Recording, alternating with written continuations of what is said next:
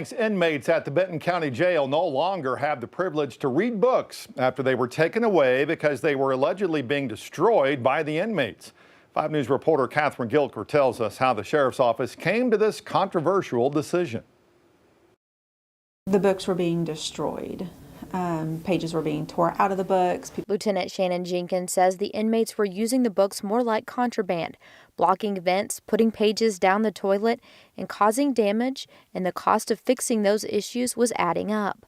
Another reason they made the decision was because of the ongoing pandemic. There's really just not a way to properly sanitize those books where we feel like that it's going to be safe to pass them back out. The ACLU of Arkansas says the ban on books here at the Benton County Sheriff's Office is a violation of the inmates' First Amendment rights as well as due process, and they would like for the Sheriff's Office to give them back their books. Executive Director for the ACLU of Arkansas, Holly Dixon, says if people are causing problems in the jail, they need to discipline the people who are causing the problems. As opposed to disciplining the entire population of the jail, and that creates a due process problem. They're punishing people who did nothing wrong and violating their First Amendment rights as punishment. Dixon calls denying access to books because of safety during the pandemic a red herring. If they want to quarantine the materials for a day or two before circulating them or otherwise disinfect them,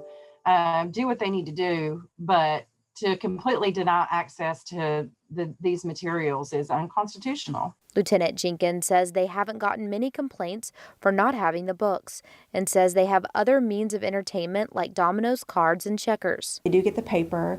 They have access to religious materials, the law library, and things like that that we're required to give.